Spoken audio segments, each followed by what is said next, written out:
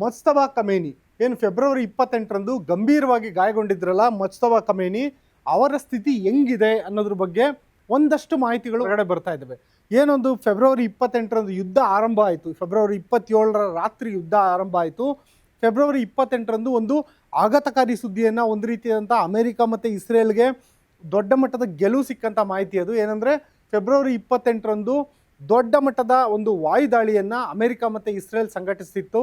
ಆ ಒಂದು ಸಂದರ್ಭದಲ್ಲಿ ಏನು ಅಂದಿನ ಇರಾನ್ನ ಒಂದು ಸರ್ವಾಧಿಕಾರಿಯಾಗಿದ್ದರು, ಸರ್ವೋಚ್ಚ ನಾಯಕರಾಗಿದ್ದರು ಅಯಾತುಲ್ಲಾ ಅಲಿ ಖಮೇನಿ, ಅವರು ತಮ್ಮ ಒಟ್ಟು 40 ಜನ ಕಮಾಂಡರ್ಗಳ ಜೊತೆ ಕೂತ್ಕೊಂಡು ಸಭೆ ನಡೆಸಿದ್ದಂಥ ಸಂದರ್ಭದಲ್ಲಿ ಇಸ್ರೇಲ್ ಮತ್ತು ಅಮೆರಿಕ ಜಂಟಿಯಾಗಿ ಒಂದು ವಾಯುದಾಳಿಯನ್ನು ನಡೆಸಿತ್ತು. ಭಾರೀ ಪ್ರಮಾಣದ ಬಾಂಬ್ ದಾಳಿ ನಡೆದಿತ್ತು ತೆಹರಾನ್ನಲ್ಲಿ. ಈ ಸಂದರ್ಭದಲ್ಲಿ ಏನೊಂದು ಅಯಾತುಲ್ಲಾ ಅಲಿ ಖಮೇನಿ ಅವರಿದ್ದರು, ಅವರು ಸ್ಥಳದಲ್ಲೇ ಸಾವನ್ನಪ್ಪಿದ್ರು. ಆದರೆ ಅವರ ಸಾವಿನ ಸುದ್ದಿಯನ್ನು 2 ದಿನಗಳ ನಂತರ ಇರಾನ್ ಅಧಿಕೃತವಾಗಿ ಹೇಳಿತ್ತು, ಅಯಾತುಲ್ಲಾ ಅಲಿ ಖಮೇನಿ ಅವರು ಇನ್ನಿಲ್ಲ.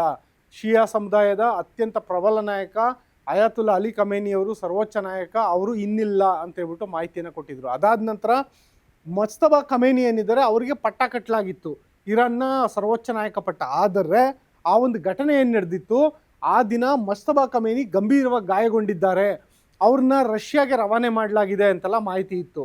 ಹಾಗೆ ನೋಡಿದ್ರೆ ಭಾರತ ಆಗಿರ್ಬೋದು, ಅಮೇರಿಕ ಆಗಿರ್ಬೋದು, ಅಲ್ಲೆಲ್ಲ ಪ್ರಜಾಪ್ರಭುತ್ವ ಇದೆ. ಜೊತೆಗೆ ನಮ್ಮಲ್ಲಿ ಮಾಧ್ಯಮಗಳು ತುಂಬ ಸ್ಟ್ರಾಂಗ್ ಆಗಿದ್ದಾವೆ. ಮಾಧ್ಯಮಗಳು ಸುದ್ದಿಯನ್ನು ಕೊಡೋದ್ರ ಜೊತೆಗೆ ಎಷ್ಟೋ ಸರಿ ಸ್ಪೆಕ್ಯುಲೇಷನ್ಸ್ ಕೂಡ ಮಾಡಿಬಿಡ್ತವೆ. ಜೊತೆಗೆ ಏನೊಂದು ಸುದ್ದಿ ಇದೆ ಅದನ್ನು ಕ್ಷಣ ಕ್ಷಣಕ್ಕೂ ಫಾಲೋ ಮಾಡ್ತಿರುತ್ತೆ. ಆದರೆ ಇರಾನ್ನಂಥ ದೇಶದಲ್ಲಿ ಮಾಧ್ಯಮಗಳು ಅತ್ಯಂತ ಒಂದು ರೀತಿ ನಿರ್ಬಂಧಿತ ಆಗಿರುತ್ತೆ. ಅಲ್ಲಿರುವಂಥ ಎಲ್ಲ ಮಾಧ್ಯಮಗಳು ಬಹುತೇಕ ಸರ್ಕಾರಿ ಸ್ವಾಮ್ಯದ ಮಾಧ್ಯಮಗಳು. ಇನ್ನು ಸಾಮಾಜಿಕ ಜಾಲತಾಣಗಳಿಗೂ ಕೂಡ, ಇಂಟರ್ನೆಟ್ಗೂ ಕೂಡ ನಿರ್ಬಂಧ ಏರಲಾಗಿದೆ. ಹಂಗಾಗಿ ಮುಜ್ತಬಾ ಖಮೇನಿ ಅವತ್ತೇನು ಗಾಯಗೊಂಡಿದ್ರು ಫೆಬ್ರವರಿ 28ರಂದು ಗಂಭೀರವಾಗಿ, ಅವರ ಸ್ಥಿತಿ ಹೆಂಗಿದೆ ಅನ್ನೋದ್ರ ಬಗ್ಗೆ ಅಧಿಕೃತವಾದ ಮಾಹಿತಿ ಸಿಗ್ತಿರಲಿಲ್ಲ. ಏನೊಂದು ಅವತ್ತು ಒಂದು ಘಟನೆ ನಡೀತು, ಆ ಘಟನೆಯಲ್ಲಿ ಕೇವಲ ಮುಜ್ತಬಾ ಖಮೇನಿ ಅವರಷ್ಟೇ ಗಾಯಗೊಂಡಿರಲಿಲ್ಲ, ಅವರು ದೈಹಿಕವಾಗಿ ಅಷ್ಟೇ ಇಲ್ಲ, ಮಾನಸಿಕವಾಗಿ ಘಾಸಿಗೊಂಡಿದ್ರು. ಯಾಕೆಂದರೆ ತಮ್ಮ ತಂದೆಯನ್ನು ಕಳ್ಕೊಂಡಿದ್ರು, ಜೊತೆಗೆ ಹೆಂಡತಿ ಮತ್ತು ಮಗನನ್ನು ಕೂಡ ಈ ಒಂದು ದಾಳಿನಲ್ಲಿ ಮುಜ್ತಬಾ ಖಮೇನಿ ಅವರು ಕಳ್ಕೊಂಡಿದ್ರು. ಒಂದು ಸನ್ನಿವೇಶದಲ್ಲಿದ್ದಂಥ ಮುಜ್ತಬಾ ಖಮೇನಿ ಅವ್ರನ್ನ, ತೀರಾ ಗಾಯಗೊಂಡಿದ್ದ ಅವರನ್ನು ಒಂದು ರಹಸ್ಯ ಸ್ಥಳಕ್ಕೆ ರವಾನೆ ಮಾಡಲಾಗಿತ್ತು. ಇವಾಗಲೂ ಕೂಡ ಮುಜ್ತಬಾ ಖಮೇನಿ ಅದೇ ಒಂದು ರಹಸ್ಯ ಸ್ಥಳದಲ್ಲಿ ಇದ್ದಾರೆ ಅನ್ನೋ ಮಾಹಿತಿ ಇದೆ. ಮುಜ್ತಬಾ ಖಮೇನಿ ಅವ್ರಿಗೆ ಈ ಒಂದು ರಹಸ್ಯ ಸ್ಥಳದಲ್ಲೇ ಚಿಕಿತ್ಸೆ ನಡೀತಾ ಇದೆ. ಅದು ಕೂಡ ಚಿಕಿತ್ಸೆ ನಡೀತಿರೋದು ಇರಾನ್ನ ಅಧ್ಯಕ್ಷ ಏನಿದ್ದಾರೆ ಮಸೂದ್ ಪೆಜೆಶ್ಕಿಯಾನ್ ಅವರ ಸಾರಥ್ಯದಲ್ಲಿ.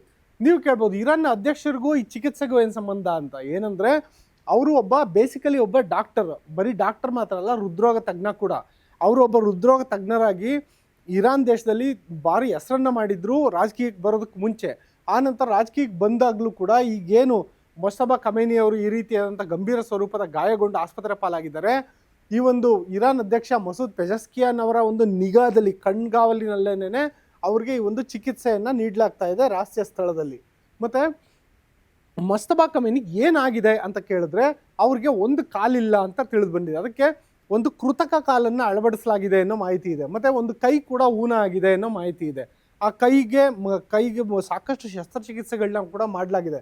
ಇನ್ನು ಮುಖ ಮತ್ತು ತುಟಿ ಸುಟ್ಟು ಹೋಗಿದೆ ಅನ್ನೋ ಮಾಹಿತಿ ಇದೆ. ಮುಖ ಮತ್ತು ತುಟಿಯನ್ನು ಸರಿಪಡಿಸೋದಕ್ಕೋಸ್ಕರ ಪ್ಲಾಸ್ಟಿಕ್ ಸರ್ಜರಿ ಮಾಡ್ತಾ ಇದ್ದಾರೆ ಅನ್ನೋ ಮಾಹಿತಿ ಕೂಡ ಲಭ್ಯ ಆಗ್ತಾ ಇದೆ. ಆದರೆ ಎಷ್ಟು ಪರ್ಸೆಂಟೇಜ್ ಸುಟ್ಟೋಗಿದೆ, ಅವರು ಪ್ರಜ್ಞಾಹೀನರಾಗಿದ್ದಾರಾ ಅಂತ ಕೇಳಿದ್ರೆ ಇಲ್ಲ, ಅವರು ಪ್ರಜ್ಞಾಹೀನರಾಗಿಲ್ಲ, ದೈಹಿಕವಾಗಿ ಕುಗ್ಗೋಗಿದ್ದಾರೆ, ಆದರೆ ಮಾನಸಿಕವಾಗಿ ತುಂಬಾ ಸದೃಢರಾಗಿದ್ದಾರೆ ಅಂತೇಳ್ಬಿಟ್ಟು ಇರಾನ್ನ ಅಧ್ಯಕ್ಷರಿದ್ದಾರೆ ಮಸೂದ್ ಪೆಜೆಶ್ಕಿಯಾನ್ ಅವರ ಸಹವರ್ತಿಗಳು ಒಂದು ಅಮೆರಿಕದ ನ್ಯೂಯಾರ್ಕ್ ಟೈಮ್ಸ್ ಪತ್ರಿಕೆಗೆ ಒಂದು ಮಾಹಿತಿಯನ್ನು ನೀಡಿದ್ದಾರೆ ಅಂತೇಳ್ಬಿಟ್ಟು ಇಡೀ ವಿಶ್ವ ಮಟ್ಟದಲ್ಲಿ ಇವಾಗ ಸುದ್ದಿ ಆಗ್ತಾ ಇದೆ. ಅಂದರೆ ಮಾಹಿತಿಯ ಮೂಲ ಯಾವುದು ಅಂತಲೂ ನಾನು ನಿಮ್ಗೆ ಹೇಳ್ತಾ ಇದ್ದೀವಿ. ಈ ಮಾಹಿತಿ ಪ್ರಕಟ ಆಗಿರೋದು ನ್ಯೂಯಾರ್ಕ್ ಟೈಮ್ಸ್ ಪತ್ರಿಕೆಯಲ್ಲಿ. ನ್ಯೂಯಾರ್ಕ್ ಟೈಮ್ಸ್ಗೆ ಈ ಮಾಹಿತಿಯನ್ನು ಸಿಕ್ಕಿರೋದು ಮಸೂದ್ ಪೆಜೆಶ್ಕಿಯಾನ್ ಇದ್ದಾರೆ ಇರಾನ್ನ ಅಧ್ಯಕ್ಷ, ಅವರ ಒಂದು ಸಹವರ್ತಿ ಈ ಒಂದು ಮಾಹಿತಿಯನ್ನು ನೀಡಿದ್ದಾರೆ ಅನ್ನೋದು ಈಗ ತಿಳಿದು ಬರುತ್ತಿರುವಂಥ ವಿಚಾರ. ಇನ್ನು ಈ IRGC ಕಮಾಂಡರ್ಗಳೇನಿದ್ದಾರೆ, ಈ ಇರಾನ್ ದೇಶಾದ್ಯಂತ ಇರುವಂಥ IRGC ಕಮಾಂಡರ್ಗಳು, ಅವರು ಕಾಲಕ್ಕೆ ಮುಜ್ತಬಾ ಖಮೇನಿ ಅವ್ರ ಜೊತೆ ಮಾತಾಡ್ತಿದ್ದಾರೆ, ಚರ್ಚಿಸ್ತಾ ಇದ್ದಾರೆ, ಏನೊಂದು ಪರಿಸ್ಥಿತಿ ಇದೆ ಅಂತ ಹೇಳ್ಬಿಟ್ಟು ವಿವರಿಸ್ತಾ ಇದ್ದಾರೆ. ಆ ವಿವರಣೆಗಳ ಆಧಾರದ ಮೇಲೆಗೆ ಈ ಮುಜ್ತಬಾ ಖಮೇನಿ ಅವರು ಆದೇಶವನ್ನು ನೀಡ್ತಿದ್ದಾರೆ ಅನ್ನೋ ಮಾಹಿತಿ. ಅಂದರೆ ಅವರು ಬೆಡ್ ರಿಡನ್ ಆಗಿದ್ದಾರೆ, ಹಾಸಿಗೆಯಲ್ಲಿ ಮಲಗಿರೋಂಥ ವ್ಯಕ್ತಿನೇ, ಕೈಕಾಲು ಊನ ಆಗಿರೋಂಥ ವ್ಯಕ್ತಿನೇ ಈ ರೀತಿ ಸಲಹೆ ಸೂಚನೆಗಳನ್ನು ಆಧರಿಸಿ ಒಂದು ಆದೇಶಗಳನ್ನು ನೀಡ್ತಿದ್ದಾರೆ ಅನ್ನೋ ಮಾಹಿತಿ ಇದೆ. ಆದರೆ ನೀವು ಕೆಲವು ದಿನಗಳ ಹಿಂದೆ ಗಮನಿಸಿರ್ಬೋದು, ಇಂಟರ್ನೆಟ್ಟಲ್ಲಿ AI ವಿಡಿಯೋ ಒಂದು ಓಡಾಡ್ತಿತ್ತು. ಏನಂದರೆ ಇಸ್ರೇಲ್ನಲ್ಲಿರುವಂತಹ ಒಂದು ಡಿಮೋನಾ ಅನ್ನೋ ಕಡೆ ಇಸ್ರೇಲ್ ಇರಾನ್ ಒಂದು ದಾಳಿ ನಡೆಸ್ತು, ಒಂದು ಕ್ಷಿಪಣಿ ದಾಳಿ. ಆ ಕ್ಷಿಪಣಿ ದಾಳಿ ನಡೆಸೋದಕ್ಕೆ ಸಮಗ್ರವಾದಂಥ ತಂತ್ರಗಾರಿಕೆ ಮಾಡಿದ್ದು ಮಜ್ತಬಾ ಖಮೇನಿ. ಒಂದು ರೀತಿ ಹೀರೋ ಥರ ಅವರು ವಾರ್ ರೂಮ್ಗೆ ಎಂಟ್ರಿ ಕೊಟ್ಟಿದ್ದು, ಆ ಥರದ್ದೆಲ್ಲ ವಿಡಿಯೋಗಳು ಓಡಾಡ್ತಿತ್ತು. ಆದರೆ ಆ ವಿಡಿಯೋಗಳೆಲ್ಲ ಸುಳ್ಳು. ಜೊತೆಗೆ ಇದೇ ಮಜ್ತಬಾ ಖಮೇನಿ ಅವರು ಒಂದು ಸ್ಥಳದಲ್ಲಿ ಕುಳಿತುಕೊಂಡು ಮಾತಾಡ್ತಿರೋ ಥರದ ವಿಡಿಯೋಗಳು ಕೂಡ ಓಡಾಡ್ತಿತ್ತು, ಫೋಟೋಗಳು ಓಡಾಡ್ತಿತ್ತು. ಅದು ಕೂಡ ಅಂತ ಹೇಳ್ಬಿಟ್ಟು ಇವಾಗ ಮಾಹಿತಿ ಇರಾನ್ನಿಂದನೇ ಅಧಿಕೃತವಾಗಿ ಬರ್ತಾ ಇದೆ. ಯಾಕೆಂದರೆ ಬೆಡ್ ರಿಡನ್ ಆಗಿರುವಂಥ ವ್ಯಕ್ತಿಗೆ ಅವರು ಡಾಕ್ಟರ್ ಮತ್ತು ವೈದ್ಯಕೀಯ ಸಲಹೆಗಾರರು ಯಾರು ಇರ್ತಾರೆ ಅವರು ಮಾತ್ರ ಭೇಟಿ ಕೊಡ್ತಾ ಇದ್ದಾರೆ. IRGCಯ ಕೆಲವು ಪ್ರಮುಖ ಟಾಪ್ ಕಮಾಂಡರ್ಗಳು ಮಾತ್ರ ಅವ್ರನ್ನ ಭೇಟಿ ಮಾಡೋಕ್ಕೆ ಅವಕಾಶ ಇದೆ. ಅವರು ಸಾರ್ವಜನಿಕವಾಗಂತೂ ಕಾಣಿಸ್ಕೊಳಕ್ಕೆ ಸದ್ಯದ ಮಟ್ಟಿಗೆ ಸಾಧ್ಯ ಇಲ್ಲ. ಇಂಥ ಸಂದರ್ಭದಲ್ಲಿ ಅವರು ವಾರ್ ರೂಮ್ಗೆ ಹೋಗಿದ್ರು, ನಡ್ಕೊಂಡು ಹೋದ್ರು ಆರಾಮಾಗಿ. ಸಾಮಾನ್ಯ ದಿನಗಳಲ್ಲಿ ಅವರು ಮೊದಲು ಹೆಂಗಿದ್ರು ಅದೇ ರೀತಿ ನಡ್ಕೊಂಡು ಹೋದ್ರು ಅನ್ನೋದೆಲ್ಲ ವಿಡಿಯೋಗಳು ಅನ್ನೋ ಮಾಹಿತಿ ಇದೀಗ ಹೊರಗಡೆ ಬರ್ತಾ ಇದೆ. ಜೊತೆಗೆ ಮಜ್ತಬಾ ಖಮೇನಿ ಅವರ ಚೇತರಿಕೆ ಯಾವಾಗ ಅನ್ನೋ ಪ್ರಶ್ನೆ ಈಗ ಎಲ್ಲರನ್ನ ಕಾಡ್ತಿರೋದು. ಅವರು ಸಂಪೂರ್ಣವಾಗಿ ಚೇತರಿಕೆ ಆದ ನಂತರ ಸಾರ್ವಜನಿಕವಾಗಿ ಬಹಿರಂಗವಾಗಿ ಕಾಣಿಸ್ಕೊಳ್ತಾರಾ? ಅದು ಮೊದಲನೇ ಪ್ರಶ್ನೆ. ಎರಡನೇದು, ಅಮೆರಿಕ ಮತ್ತು ಇಸ್ರೇಲ್ ಮೇಲೆ ಪ್ರತೀಕಾರದ ದಾಳಿನ ಇರಾನ್ ಕೈಗೊಳ್ಳುತ್ತಾ? ಅಮೆರಿಕ ಮೇಲೆ ನೇರವಾಗಂತೂ ಇರಾನ್ ದಾಳಿ ಮಾಡೋಕ್ಕಾಗಲ್ಲ. ಯಾಕೆಂದರೆ ಇರಾನ್ನ ಮುಖ್ಯ ಭೂಮಿಯಿಂದ ಅಮೆರಿಕ ತುಂಬ ದೂರದಲ್ಲಿದೆ. ಅಮೆರಿಕನ ಹಿಟ್ ಮಾಡುವಂಥ ಅಷ್ಟು ಪ್ರಬಲವಾಗಿರುವಂಥ ಕ್ಷಿಪಣಿಗಳು ಇರಾನ್ ಬಳಿ ಇಲ್ಲ. ಆದರೆ ಇಸ್ರೇಲ್ಗಂತೂ ಹಿಟ್ ಮಾಡ್ಬೋದು. ಈ ಒಂದು ಪ್ರತೀಕಾರ ದಾಳಿ ಕೈಗೊಳ್ತಾರಾ? ಅದು ಈಗಿರುವಂಥ ಪ್ರಶ್ನೆ. ಅದ್ರ ಜೊತೆಯಲ್ಲೇ ಮತ್ತೊಂದು ಪ್ರಶ್ನೆ ಏನಿರೋದು ಅಂದರೆ, ಮಜ್ತಬಾ ಆದೇಶದನ್ವಯ ಈಗಾಗಲೇ ಅರ್ಮುಜ್ ಜಲಸಂಧಿನಲ್ಲಿ IRGC ದಿಗ್ಬಂಧನ ಮಾಡಿದೆ. ಅಂದರೆ ಏನೊಂದು ಅರ್ಮುಜ್ ಜಲಸಂಧಿ ಇದೆ, 23 ಕಿಲೋಮೀಟರ್ ಒತ್ತು ವ್ಯಾಪ್ತಿ ಅಂತ ಒಂದು ಅರ್ಮುಜ್ ಜಲಸಂಧಿನಲ್ಲಿ ಹಡಗುಗಳು ಸಾಗೋದಕ್ಕೆ ಕೇವಲ 4 ಕಿಲೋಮೀಟರ್ ವ್ಯಾಪ್ತಿಯ ಒಂದು ಆಳ ಸಮುದ್ರ ಬೇಕು. ಯಾಕೆಂದರೆ ನಾರ್ಮಲ್ ಸಮುದ್ರದಲ್ಲಿ ಹೋದರೆ ಹಡಗು ತಳ ಕಚ್ಕೊಂಡ್ಬಿಡುತ್ತೆ. ಹಂಗಾಗಿ ಆ 4 ಕಿಲೋಮೀಟರ್ ವ್ಯಾಪ್ತಿನಲ್ಲಿ ಮಾತ್ರ ಹಡಗು ಸಂಚರಿಸಬೇಕು. ಪ್ರಮುಖವಾಗಿ ಆ 4 ಕಿಲೋಮೀಟರ್ ವ್ಯಾಪ್ತಿ ಏನಿದೆ ಅದು ಇರಾನ್ನ ಒಂದು ವ್ಯಾಪ್ತಿನಲ್ಲಿ ಬರುತ್ತೆ, ಜಲಗಡಿನಲ್ಲಿ ಬರುತ್ತೆ. ಹಂಗಾಗಿ ಇರಾನಲ್ಲಿ ತನ್ನ ಸ್ಪೀಡ್ ಬೋಟ್ಗಳನ್ನು ಹಾಕೊಂಡು IRGC ಅಲ್ಲಿ ಒಂದು ದಿಗ್ಬಂಧನನ ವಿಧಿಸಿಟ್ಟಿದೆ. ಹಂಗಾಗಿ ಯಾವುದೇ ಒಂದು ಕೊಲ್ಲಿ ರಾಷ್ಟ್ರಗಳಿಂದ, ಅದು ಕತಾರ್ ಇರ್ಬೋದು, ಬಹರೇನ್ ಇರ್ಬೋದು, ಕುವೈತ್ ಇರ್ಬೋದು, ಸೌದಿ ಅರೇಬಿಯಾ, ಎಲ್ಲ ದೇಶಗಳಿಂದ ಬರುವಂಥ ತೈಲ ಮತ್ತು ಅನಿಲವನ್ನು ಹೊತ್ತ ಹಡಗುಗಳು ಈ ಅರ್ಮುಜ್ ಜಲಸಂಧಿಯನ್ನು ದಾಟಕ್ಕೆ ಆಗ್ತಿಲ್ಲ. ಭಾರತದ್ದೇ ಸುಮಾರು 15ಕ್ಕೂ ಹೆಚ್ಚು ಹಡಗುಗಳು ಸಿಲುಕೊಂಡಿದ್ದಾವೆ. ಕೆಲವೇ ದಿನಗಳ ಹಿಂದೆ ಮಾಹಿತಿ ಬಂದಿತ್ತು, ಇದೇ IRGC ಸ್ಪೀಡ್ ಬೋಟ್ಗಳ ಮೂಲಕ ದಾಳಿ ನಡೆಸಿ ಭಾರತದ 2 ಹಡಗುಗಳ ಮೇಲೆ ದಾಳಿ ನಡೆದಿತ್ತು, ಗುಂಡಿನ ದಾಳಿ ನಡೆದಿತ್ತು. ಹಂಗಾಗಿ ಹಡಗುಗಳ ಸಂಚಾರ ಸ್ತಬ್ಧ ಆಗಿದೆ. ಇಂಥ ಒಂದು ಸಂದರ್ಭದಲ್ಲಿ ಈ ಅರ್ಮುಜ್ ಜಲಸಂಧಿ ನೀವೇನು ನೋಡ್ತಿದ್ದೀರಾ, ಈ ಒಂದು ಆಳ ಸಮುದ್ರ ವ್ಯಾಪ್ತಿ ಏನು ಬರುತ್ತೆ, ಇಲ್ಲಿಂದ ಹಡಗುಗಳು ಯಾವುದೇ ಕಾರಣಕ್ಕೂ ಹೋಗೋಕ್ಕಾಗ್ತಿಲ್ಲ. ಒಂದು ಕಡೆ ಇಲ್ಲಿದು ಬ್ಲಾಕ್ಔಟ್ ಮಾಡಿದರೆ, ಮತ್ತೊಂದು ಕಡೆ ನೀವು ಇಲ್ಲಿ ರೆಡ್ ಕಲರಲ್ಲಿ ನೋಡ್ತಿದ್ದೀರಲ್ಲ, ಇಲ್ಲಿ ಅಮೆರಿಕ ಬ್ಲಾಕ್ಔಟ್ ಮಾಡಿದೆ. ಇಲ್ಲಿ ಅಮೆರಿಕ ಬ್ಲಾಕ್ಔಟ್ ಮಾಡಿರೋದು ಏನೊಂದು ಇರಾನ್ನಿಂದ ಬರುವಂತಹ, ಇರಾನ್ನ ಪ್ರಮುಖವಾದ ಬಂದರುಗಳು ಯಾವುದಾದಿದೆ ಅಲ್ಲಿಂದ ಬರುವಂಥ ಎಲ್ಲ ಹಡಗುಗಳನ್ನು ಅಮೆರಿಕ ತಡೀತಾ ಇದೆ. ಅಂದರೆ ಇರಾನ್ಗೆ ಬರುವ ಮತ್ತು ಹೋಗುವ ಹಡಗುಗಳನ್ನು ಅಮೆರಿಕ ತಡೀತಾ ಇದ್ದರೆ, ಇನ್ನು ಯಾವುದು ಕೊಲ್ಲಿ ರಾಷ್ಟ್ರಗಳಿಂದ ಅರಬ್ಬಿ ಸಮುದ್ರಕ್ಕೆ ತೆರಳುವಂಥ ಹಡಗುಗಳನ್ನು ಇರಾನ್ ತಡೀತಾ ಇದೆ. ಇಂಥ ಒಂದು ದಿಗ್ಬಂಧನ ವಿಧಿಸಿರೋದು ಕೂಡ ಮಜ್ತಬಾ ಆದೇಶದ ಅನ್ವಯನೇ ಅನ್ನೋ ಒಂದು ಮಾಹಿತಿ ಪ್ರಕಟ ಆಗ್ತಿದೆ. ಇಂಥ ಒಂದು ಸಂದರ್ಭದಲ್ಲಿ ಮಜ್ತಬಾ ಖಮೇನಿಯವರ ಪರಿಸ್ಥಿತಿ ಹೆಂಗಿದೆ?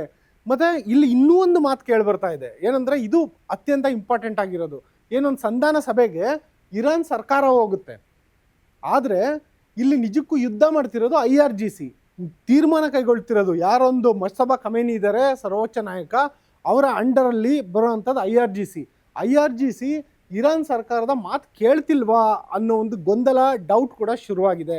ಏನಕ್ಕೆ ಅಂದರೆ ಭಾರತದ ಜೊತೆಗೆ ಇರಾನ್ನ ಒಂದು ನಂಟು ತುಂಬ ಚೆನ್ನಾಗಿದೆ, ಇರಾನ್ ಸರ್ಕಾರದ ಬಾಂಧವ್ಯ ಚೆನ್ನಾಗಿದೆ. ಆದರೆ ಭಾರತದ ಹಡಗುಗಳನ್ನೇ ಬರೋದಕ್ಕೆ ನಿರ್ಬಂಧನ ವಿಧಿಸಿದ್ದಾರೆ.